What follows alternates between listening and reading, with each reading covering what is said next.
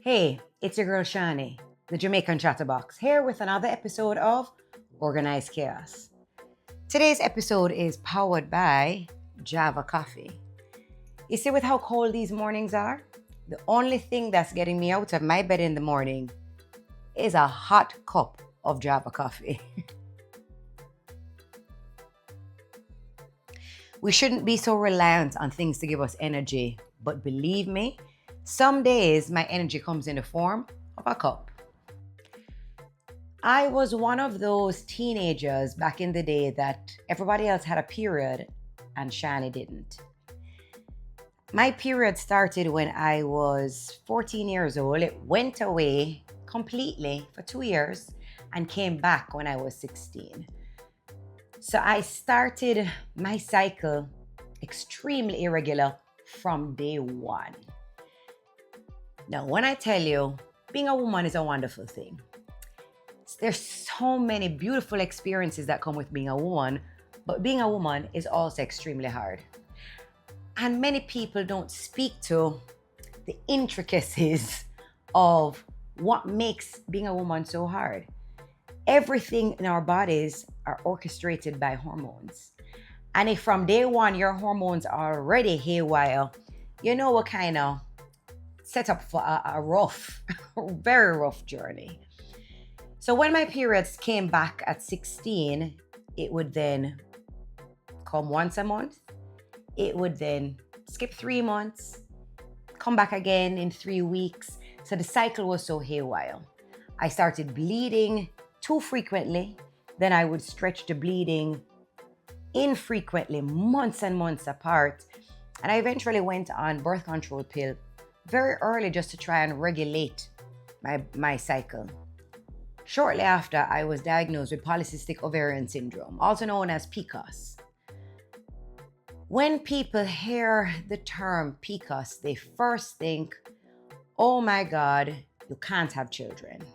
So a lot of women get very overwhelmed and dejected by that information, that revelation that they now have a diagnosis to the symptoms they're having, and they seem to think it's such a final diagnosis. I'm here to quell that thought. Just because you have PCOS does not mean you can't have children.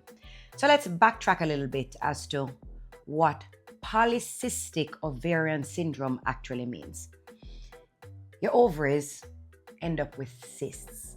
Something has disrupted your hormone production or given you an overdrive of other hormones, but there is a disruption in how your hormones should be producing. And as a result, every month a woman is supposed to ovulate. Let's go back to some anatomy.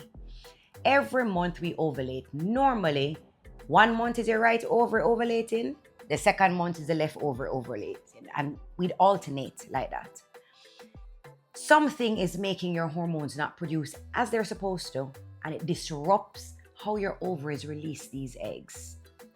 Instead of releasing the egg gets pushed out in a little sac called a cyst, and it stays there on your ovary. Sometimes it stays there inevitably, sometimes it stays for a few months, and then it will release the cyst whenever it feels like, okay? So as a result, many times we will go months and months and months without ovulating, without producing an egg. But our cycle, our bodies are still preparing for this egg to shoot out. So we still get breakthrough bleeds, an actual period. It's just not regular. I discovered this pretty early. I was in around my late teens when I was diagnosed. I wasn't overweight when I was a teenager. That's a common symptom of some people with PCOS. What I had was the irregular periods. I've struggled with insomnia my whole life, and insomnia and anxiety are actually also associated with PCOS because of the disruption in our hormones. I was a hairy little monkey. I did have hair everywhere.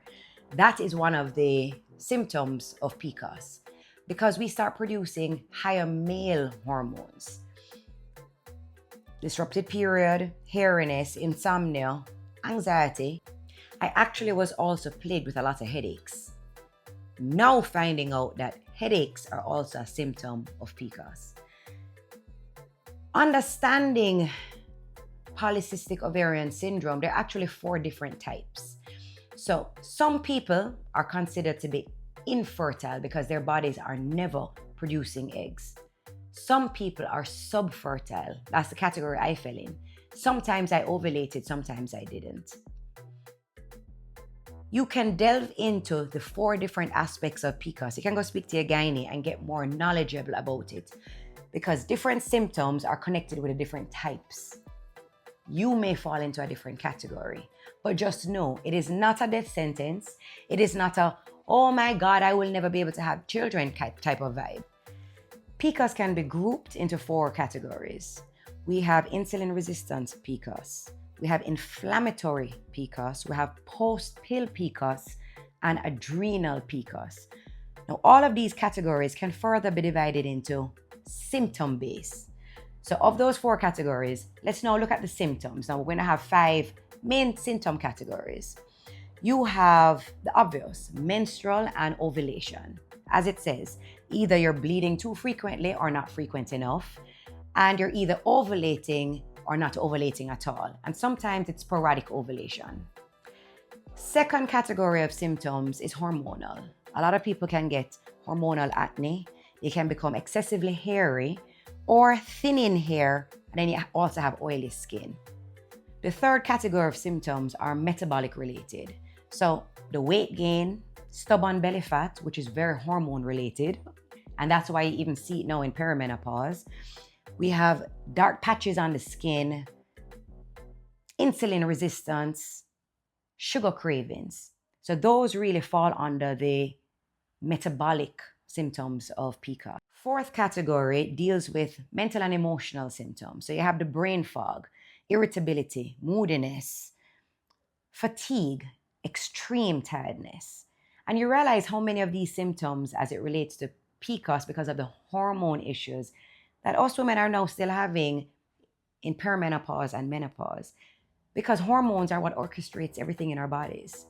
And then the last category that we would look at for the symptoms would be ovarian or pelvic. So you end up having enlarged ovaries, a lot of cysts on the ovaries, which where the name actually comes from, and a lot of pain in the entire pelvis, strain on the ligaments in the pelvis. So when we look at all of these symptoms, you can either have 1 or 2 from different categories. You could fully be in just one category, or right across the board, because you're kind of like me, you're craving. You don't want to stay in your lane. So once I got diagnosed, after I got married and I realized that I want to actually have babies now, we were trying, and that's when we realized the difficulty started. What people don't realize, when you're trying to get pregnant as a woman, you feel less than. You feel that you're not fitting the role that you're meant to play. You feel inadequate. It's just a horrible place to be. So I struggled when I was trying to get pregnant with my first child, just feeling the weight of not measuring up to the type of woman I was supposed to be. I went to my gynae and we decided that I would have to use fertility treatment to get pregnant. It took a while to wrap my head around that concept, but I was like, I wanted to have kids no matter what. Whatever it was going to take, I was going to try. We first started subtly. I started using a particular medication at the time called metformin.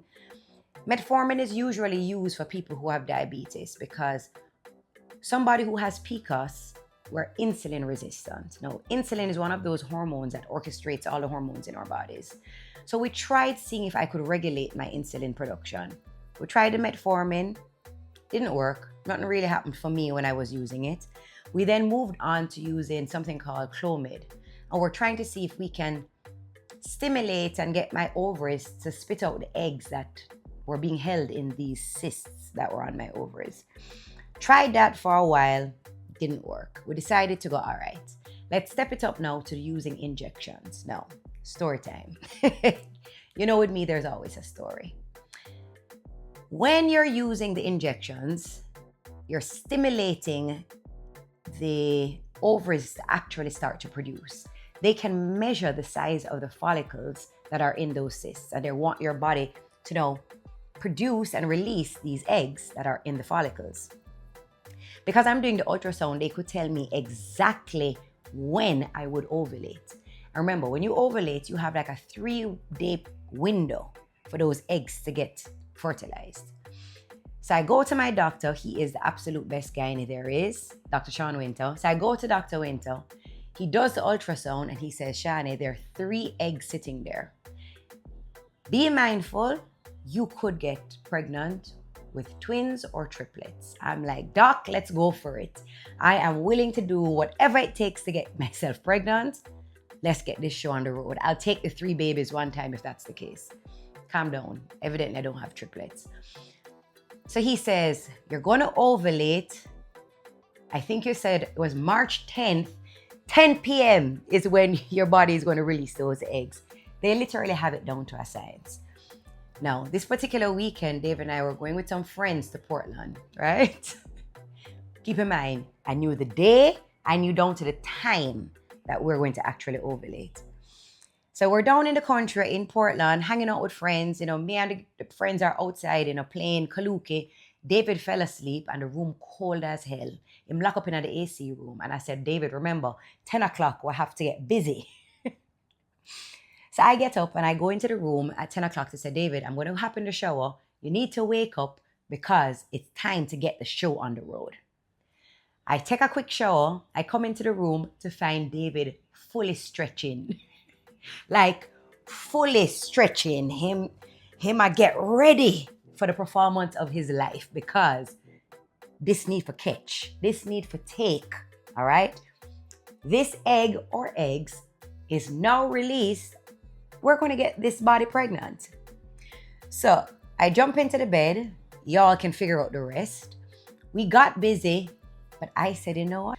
We're going to make sure that his deposit stays in me so long that fertilization is going to happen.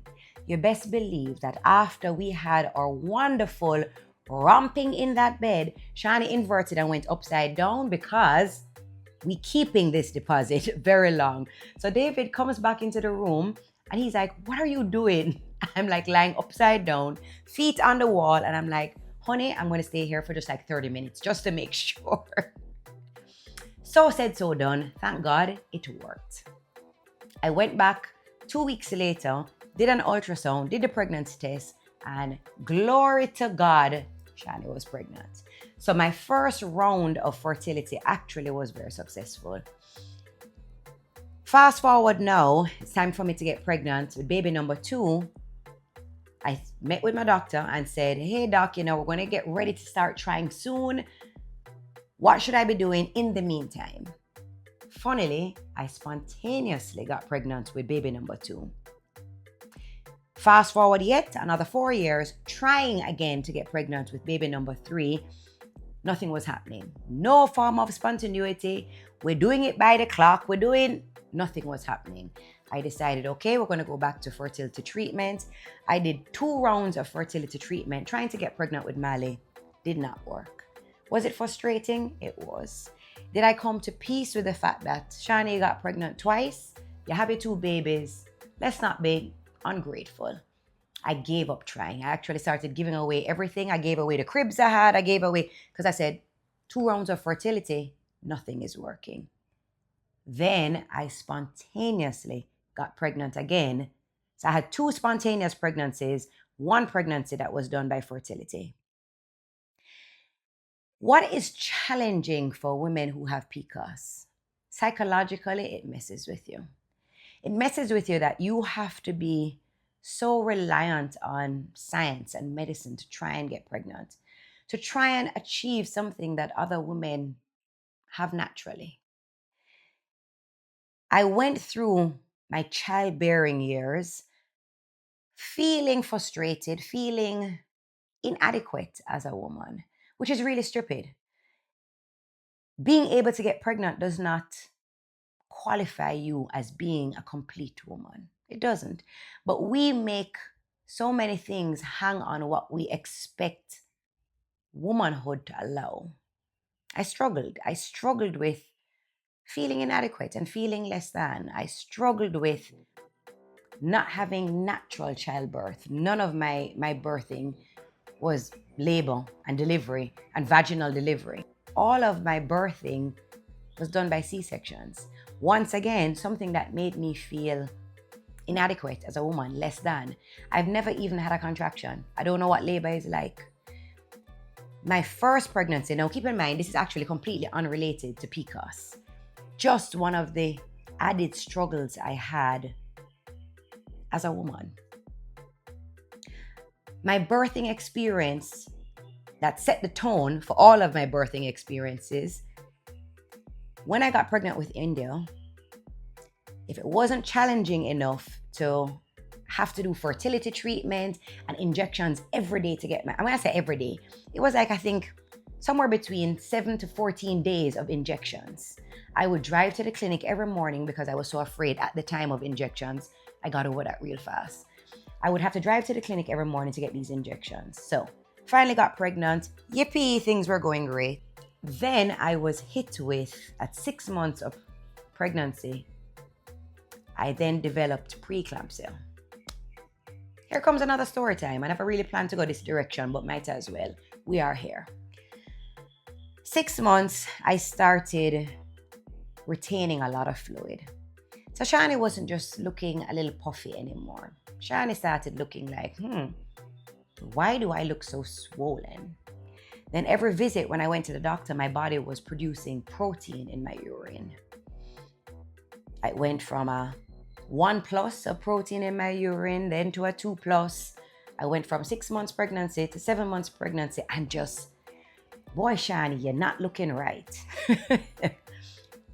In addition to my swelling, I also got every striking thing that you can get with pregnancy as it relates to the visuals.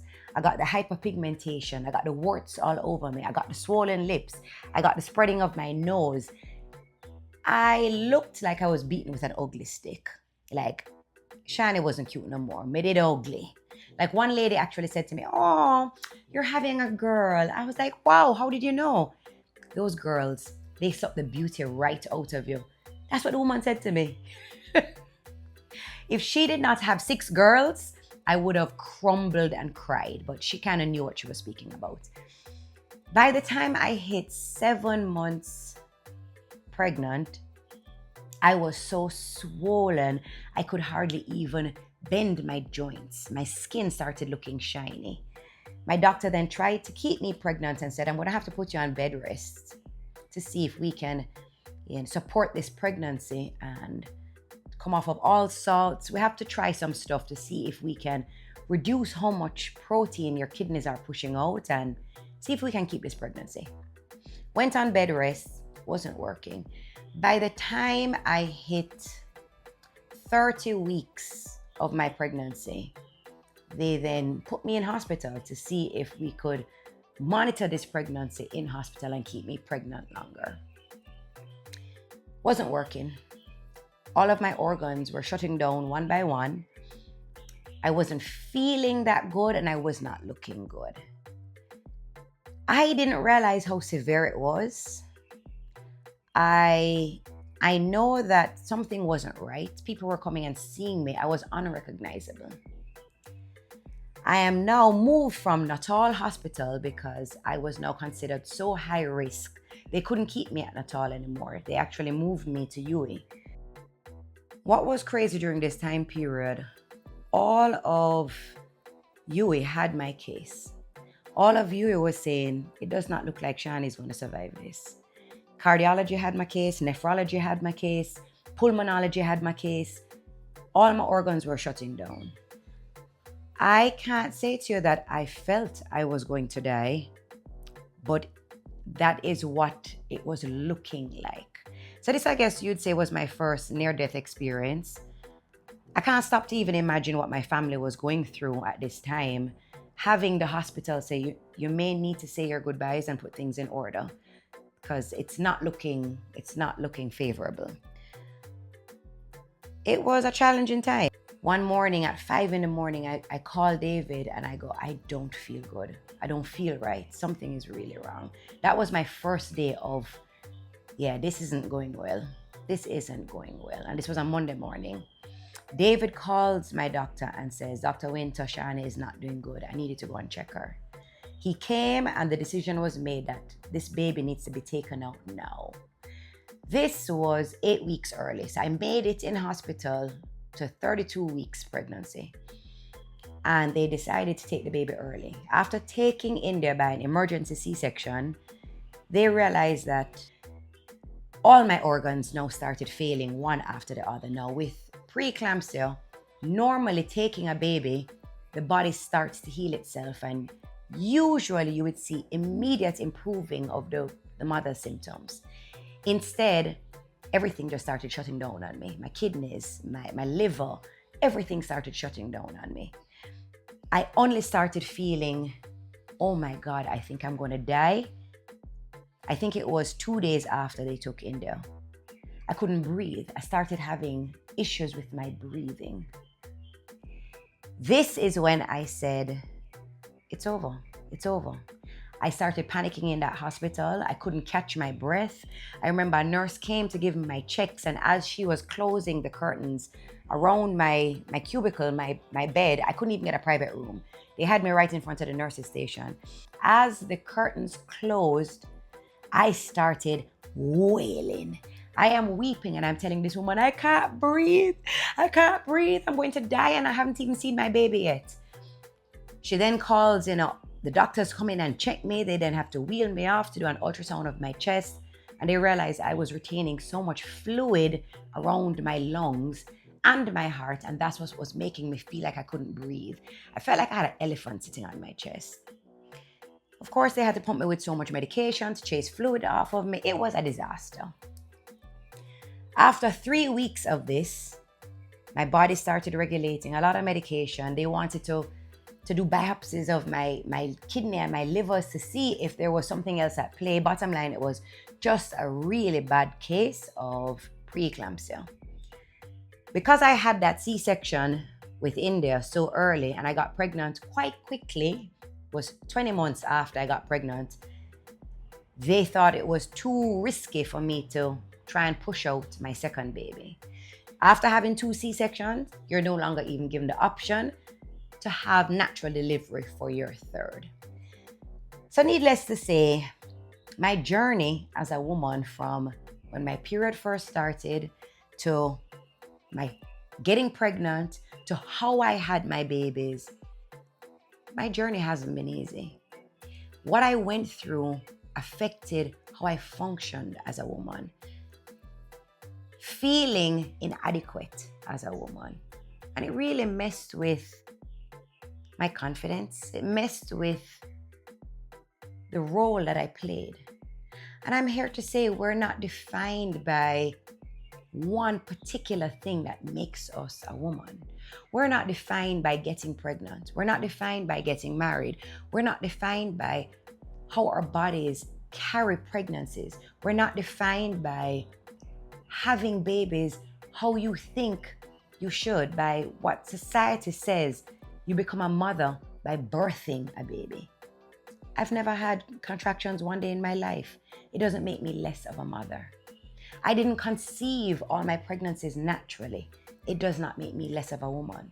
If you're a woman that decided to enter into motherhood by adoption, it does not make you less of a mother. If you're a woman who has decided not to have children any at all, it doesn't make you less of a woman. So we need to stop measuring ourselves and measuring our standards by what other people put on us. And the journey with PCOS and polycystic ovaries, it does not dictate what your life is going to be like. Another symptom that I have with polycystic ovaries now, so I've come out of my childbearing. I no longer want any children, and I made sure of that. 3 is more than enough for me. My ovaries look like what we call in Jamaica to be a sweet sop. If you look at a sweet sop and all of the bumps on a sweet sop, other countries know it as a sapodilla. We know it as sweet sop. It's a fruit in Jamaica that is very bumpy, bumpy, bumpy, bumpy. That's what both my ovaries look like. The last count my gynae did, I had over 33 cysts per ovary. And what happens to me occasionally, sometimes my cysts will rupture. They will get so large and spontaneously rupture. Now, if you've never had a ruptured ovarian cyst, my girl, you don't know what pain is. I mean, the pain is mind-blowingly excruciating. When this first started happening to me, I didn't know what this pain was. No. Unfortunately, when I started first having these ruptured cysts, it would happen in the middle of the night, and it would actually happen when something physically disrupted this cyst. Unfortunately, it would happen whenever Dave and I would have sex. So in the middle of the night, David is pounding internally, and then I would have to stop and go, hold on, something don't feel right. And then the pain would take over and it would immobilize me. I didn't know what was wrong. Now, I'm somebody who I don't run to the hospital for nothing. And I'm there bearing this pain, and I found if I took a particular painkiller called Baralgin, which really targets smooth muscles of the stomach, the pain would subside. And I would say, I'm going to wait out this pain. If the pain continues into the morning, I would go to the hospital then. But with this wonderful painkiller that I found, it would calm down and quell, and I wouldn't go to the hospital in the morning. And this happened quite a few times. Now, one of the last times when it happened more into the morning. And I said, you know what? I can't bear this anymore. The pain is so bad, I can't even sit in a car. So I have to wait for the pain to pass. So I said so down. I finally went to my gynecologist, who performed an internal ultrasound on me, and she was able to see the remnants of 2 ruptured cysts. She explained that when the cyst actually ruptures, that's not the pain that we're feeling. The pain that we feel the most is when the fluid from the cysts are trying to reabsorb into our body. I don't think you understand the level of pain I talk about. It is right up there. People hear about passing a kidney stone and them things. The pain is up there with that. So one of the symptoms I have with how many cysts, I remember about 66 cysts I have at my last count. I will get ruptured cysts. Now, there's nothing really I can do about it. It happens. But as we age and our hormones change, polycystic ovarian syndrome is still very much present in our life. We can live with it. We can do things to manage our insulin production, but just know we have options. We have options for treatments and management. You have options for how you are going to handle this disorder that we're given. It's not a death sentence. It doesn't say you will never have children. It doesn't say seek medical assistance. Speak to other women in the community who have lived with this, who are going through this. Community is everything. And the reason why I share so much is to let other women realize that they're not alone and you're not the only person going through this. There are 4 different types of PCOS. You may fall into one category, or you may have symptoms from multiple categories. There are different treatments out there that could assist you. Speak to your gynecologist. Let's keep this chatter going. Let's keep the conversations going. Let's continue to build community. So, message me, share with me. Let me know what other topics you want to hear me speak about. I'm happy to chat about all of it.